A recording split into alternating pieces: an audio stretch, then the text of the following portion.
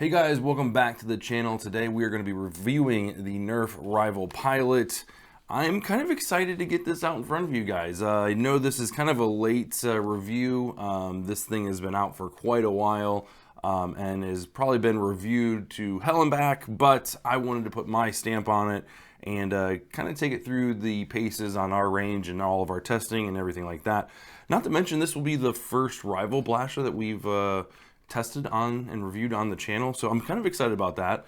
I will tell you this, I'm not a big fan of this style blaster. I wanted to get that out of the way ahead of time, just to let you guys know, and that way you can make the decision for yourself if I give this blaster its true justice and you know, give it a fair shake and all that stuff. I'll let you tell me in the comments below if you think I did. So yeah, let's go ahead and get into it. I've already unboxed it. Unfortunately, I deleted the video by mistake, so the whole intro has been redone. Here we are. But this is a single shot, kind of a secondary blaster where you pull the priming handle down, it opens up the breech. Take one of your Rival rounds and you stick it in, and then you close it. And when you close it, you gotta close it like on the hinge, close it, and then push it together, and it locks in. And then you're ready to fire, as long as the safety is off. Safety's underneath the trigger guard, which is nice. And there it goes. You've got your T-pole down here for your prime, which means the plunger is here in the handle, which gives it a little bit more of a girthy feel. But yeah, you got your T-pole here, no kind of in-strike barrel lug or anything like that. This is a Rival blaster. With the other type of Rival blasters in this line, the blue and yellow, it doesn't have like that translucent green sight or anything like that on it. None of it's adjustable, which is perfectly fine for me. I kind of appreciate that. It's a fixed sight.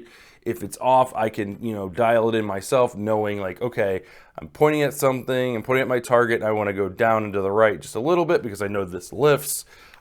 Speaking of lift, I don't know if you can see this on camera or not, but there is a little itty bitty hop up in there, just a little bit, not a lot, but enough to really improve the accuracy of the blaster itself. That's what hop ups are meant to do, and I'm glad they put it in there, because us putting one in there wouldn't go nearly as well. This is yeah. So there is that. You've got a lanyard or a sling mount right here, but other than that, there's really not much to talk about with this thing. It's kind of you get what you get. It runs you $12. I picked it up at Walmart. But yeah, you can actually load 2 in, I believe. You can load 2 in, and you kind of get a little shotgun effect. There's not much spread or anything like that because, you know, clearly it's a single shot pistol.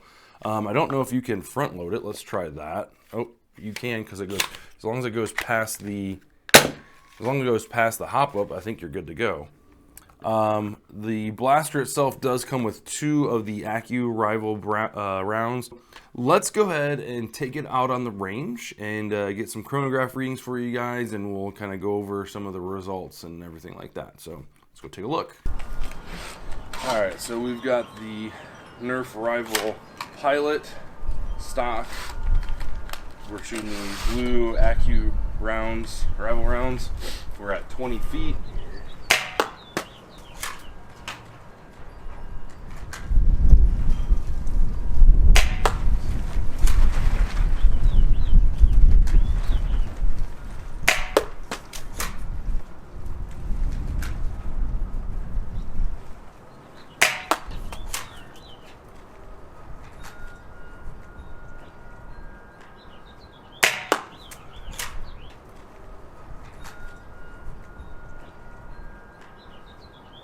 Alright, so next up we have the Dart Zone or Adventure Force tactical rounds. We are at 20 feet.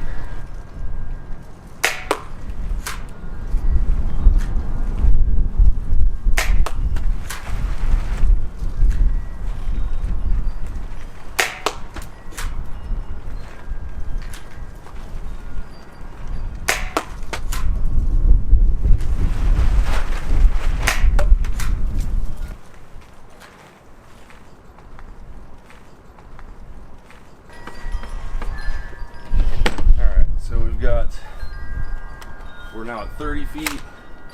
Nerf Rival Pilot, blue AccuStrike rounds. Aiming dead center on the target here.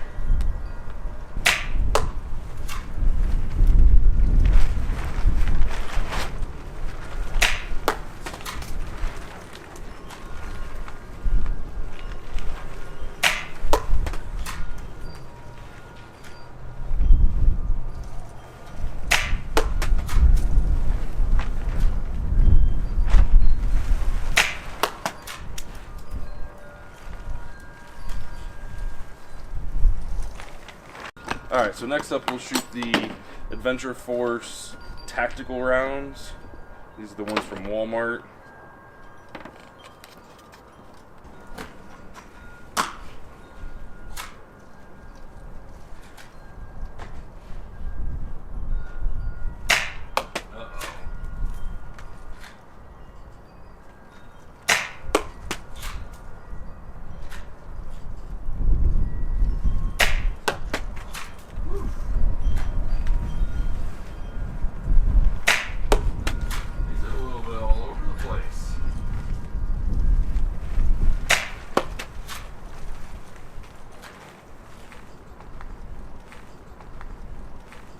Alright guys, so we are back in from the range with the Nerf Rival Pilot, and let me tell you, this is a spicy blaster. I was kind of impressed. I was shocked, and I was definitely impressed with the performance. So let's go ahead and jump right into the FPS readings, and we'll go from there. Alright, so let's go ahead and get into it, starting with the Nerf AccuRounds. I mean, it's kind of clear to see that these rounds, both these rounds finished very, very similar. The one outlier, the single outlier, was the Adventure Force had one round of the 20 that we counted at 106.9. Everything else was below the 90 FPS average that Nerf advertises for these blasters. And I verified this over the weekend as well. At my Nerf War, they had a different chronograph set up, and I shot several rounds through it, and I was getting a very similar reading from what I had. So the numbers I was getting kind of matched up with what they were at that Nerf War. So I don't know if I just have kind of a lower end off the line, and that's kind of what kind of what you get, when you're talking about a mass-produced blaster such as something from Nerf. Some are, some can be a lemon, some can be a little bit stronger. It just depends on how that barrel and how that seal on the actual plunger tube is all integrated and how well it's done. But still, 80 FPS average for the Nerf AccuRounds, not bad at all. 81.7 for the Adventure Force tactical strike rounds. And the thing that really shocked me the most, not so much as far as the FPS reading goes, but that standard deviation was phenomenal on the Nerf AccuRounds. Even though these aren't hitting the 90 FPS that's labeled on the box, having a standard deviation of 3.3 and hitting 80 as your average, I mean, it's a sidearm. You're not going to be like sniping people from 100 yards away. This is kind of like a last-ditch effort. This is something that you want to make sure that when you pull the trigger, especially since it's a single shot, single loading, no magazine, no hopper, no internal, magazine or anything like that. You want to be sure that when you pull that trigger, it's going to fire, and it's going to fire where you're aiming at. And having that standard deviation of 3.3 gives you at least some confidence at knowing kind of how far you can shoot before you start to worry about, oh, this is going to drop short. And the nice thing is when you have that lower deviation, you can rest easy that each shot from 1 to 2 to 3 to 4 is going to be very, very similar, even though it's not the 90 FPS. So the 106 from the Adventure Force rounds, it's it is what it is. It kind of it outweighs it doesn't. The rest of the shots outweigh it. So the average for for the Aggie round, or for the Adventure Force rounds was 81.7. So again, right there at that same threshold with the Aggie round. So for me, I would probably go with the name brand rounds. They seem to be performing a little bit better as far as the deviation is concerned. So that's kind of where I would leave my my stamp of approval. One of the things that this does make me want to do is I do want to go back and test the old blasters and see what their FPS readings, especially with like these new rounds versus these tactical strike rounds, because originally these were the ones that we were recommending for our local Nerf wars, like for our family Nerf war. And I'm starting to think maybe we should switch over to the Nerf ones, because that standard deviation is nothing to cough at. All right, so let's go ahead and switch over to our accuracy and our precision testing. So for this one, we started out at the 20-foot range. With this being a sidearm, that's kind of where we kind of start the whole process, is right there at 20 feet. And this thing just shoots lasers. It is really accurate. With the Nerf Accu rounds, you're looking at 100%, 20 for 20. And not only 20 for 20, but like if you look closely, I mean, I want to say 18 inches, maybe 15. As far as like that precision goes, and man, it was just dead on with just one of those shots kind of drifting top right. And then you've got the Tactical Strike Adventure Force rounds hitting 95%.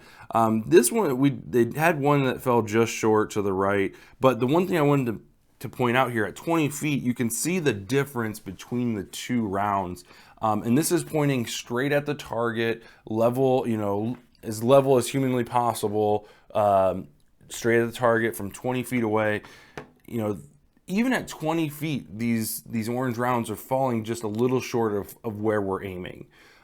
Still on target, right? Still hitting that 24-inch target, which is nice. 95% is really good, but the grouping still is phenomenal. But if you're taking anything from this slide, look at the precision of the Accu rounds and the fact that it is higher up and more centered into that target. This starts to become a little bit more prevalent and a little bit more noticeable if you switch over to the 30 foot when we back up 10 feet. You get a little bit more space on the Accu rounds, still hitting just phenomenal, like 95%. Several of those within that green dot, just one kind of floating out to the left. The rest of them, really nice grouping for 30 feet. And then you switch over to the tactical rounds and they start to fall apart. Many falling short, not off screen, which is nice. A good vertical representation, which is something that we like to see, and something that, while it's not ideal, it's still something, better than straying off to the right or straying off to the left or whatever the case may be. Getting that vertical alignment is definitely something to give you an edge out over others. If we switch, we just for giggles, we backed up to 45 feet, and 15% at the Accu Strike rounds, and it's just it's kind of funny, right? I mean, it did hit the target, right? But most shots fell short, like we kind of imagine. So 30 feet is definitely where you're going to want to be at for this, or closer. The Accu rounds, while they're a little bit more expensive, they do provide a tighter grouping. So I would go with those over these ones. I'm going to get the Little Valentine rounds in, see if those are any better. The headshot ammo in this might not be a bad option. The only problem is with the headshot ammo that comes out nowadays, that's super stiff, and if you put one of those things through a flywheeler, you're gonna burn out your motors. So I would say stay away from those rounds, just so they don't get mixed up and you don't ruin anybody else's blaster. I'm trying to think if there's any other rounds out there that are kind of mass market. I'll have to look on Amazon, see if there's anything that's available on Amazon. But like I said, the little Valentine ones are coming, so we'll check those out and we'll update the sheet, the Google sheet with that information. So as far as like optimal range goes, 30 feet with the blue Accu rounds, absolutely. That's kind of where you would go. The average FPS hitting 80 feet per second, that's not too bad. Obviously, if yours shoots a little bit, yours could shoot a little bit hotter. I'm seeing plenty of reviews where they're getting over 90 feet per second. So, it's kind of a scale, right? You could get as low as 80, you could get as high as 100. It just kind of depends on which one you happen to pull. And then I think really the take home thing for me was that standard deviation of 3.3. Very, very reliable. 95% at 30 feet. You couldn't ask for much more. So what are some key features about this? And this is kind of where I want to talk to you guys a little bit more about why I'm not a fan of this style of blaster. I'm the first one that I tried like this was, I think it was the Rival Knockout, and that's where you had to prime the blaster, you had to put a round in, you had to push the nose in, push the T-pole back in, and then you were ready to fire. There was like 4 or 5 steps to that blaster, and I really did not like when I saw that. I was like, wow, that is a little ridiculous. And I was kind of worried about this. Now, I can understand why people enjoy this blaster, is because it's easy to mod and there's plenty of different modifications you can do for it. But just in its stock configuration, there's a lot to like about this. The trigger is very, very comfortable. I mean, it's just so easy to pull, and it's not a very long trigger stroke, which is nice. And it's not heavy either, right? So like a lot of times with springers, you're fighting a catch, right? And you're trying to push, your trigger you're trying to push against a spring, you're trying to push against a catch to release the actual plunger. But this, it's really smooth, it's really comfortable, and it's light. That's the one thing I really like about it. The simplistic design is the other thing that I really enjoy. Not having to deal with the sights or anything like that. The one thing that I immediately thought of when this line came out with the adjustable sights is like, oh, well, that's, it's Hasbro. They're gonna cheap out on those sights. It's not gonna hold where you want it to be. So you don't know from shot to shot to shot if this has moved left, if it's moved right, or if it's stayed center. With something like this, where this doesn't move, this is fixed plastic. I know that after I've shot this thing several hundred times, I know that it floats a little to the top left. I understand that. So I can preemptively adjust my aim. Like, okay, dead center, now I'm hitting dead center when I pull the trigger. So having that simplistic design, I appreciate. I know they're trying to do something fun and innovative with the adjusting the sights and stuff like that. If you're a plinker and you're not going to be running and gunning with it, then by all means, that's a cool feature to have. But for the people that are using this in an arena style or HVZ or whatever, this is perfect. The other thing that I talked about was the fact that this has fewer steps to prime, right? You literally pull the T-pole, it props open by itself, you load a dart in, or load around it, and then close it, and you're good to go. That's kind of how I love that you can deprime it too. If you haven't noticed, I really like the fact that you can deprime it too. That's phenomenal. It's kind of sad that you can shoot it. Oh, you can shoot it while it's open. I don't know if I think that's probably horrible for it, but you can do that. I'm sorry if I just killed a bunch of you in my viewership, but yeah, I love that you can deprime it. Features that I would change. Something that, I wish the T-pole wouldn't stay out. That's one of my biggest complaints about this, is the T-pole point staying out.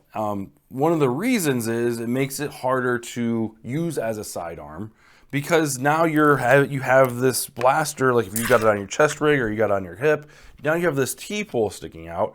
You know, at least with the knockout, you could, you know, close it shut. And I know I just got done praising this blaster because there was less to do to load it and fire it. But having this maybe spring return would be phenomenal. I don't know what they have to do on the inside to make that happen. But that's one of my things that I would change, is allowing me to put this back inside the blaster so I can have it primed and ready to go to fire. So when I draw it, I don't have to go and then fire, right? Because you can have a round in, right? So like, come on now. So you can have a round in, right? And have it on your person, but when you draw it, you're not primed, so you got to go and then fire, right? So what I'm worried about is being able to pull this out and fire it immediately. That's one of the things that I wish I could really get behind, and have this T-pole just go back into the handle. And I'm not really, the other thing that I'm not in love with, and this only came up after firing this thing over 100 times within an hour, right? So this grip is comfortable or in my hand, right? What starts to happen after you're priming this thing and firing it and closing it is the gap between my pointer finger and my middle finger. I feel like I'm almost stretching to get around this kind of area, and I really start to feel a little bit of fatigue in my middle finger area. I don't know if that's from kind of pulling it down, because it's a heavy prime. So a lot of the weight is on that middle finger, and, you know, priming it back and then closing the breech and stuff like that. I just feel like if this was a little bit shallower, so that my fingers were a little bit closer together, that fatigue wouldn't set in nearly as quick. That's a minor complaint from reviewing the blaster. Now, with this being a sidearm, I don't think that's something that you're going to run into out in the field. If you're wielding this thing as your primary, it might be something to consider. Talking about possible loadouts, this is an interesting thing, because I don't think this is a viable option for a primary, unless you're kind of going into like a silly game where you have multiples of these. And when I say multiples, I mean like this is all you're running. You could have a loadout where you've got all of them loaded, all of them primed. You've got, you know, one close to your knee, you know, one on your thigh, and then one on your hip on both sides. You can have maybe two on your chest and then two on your back. And then with that being said, having some type of backpack that has like an open top or whatever, like a ring, like a metal ring that's just like a basket. So like you've got them all primed and ready, pulling out, fire, just drop it behind you, pull out another one, fire, and then just drop it, whatever. And then when you get to your final two or whatever, or final one, then you're reloading. That's kind of how I see a silly game going with this thing. A more traditional route would be I would feel with like an Artemis or Hades.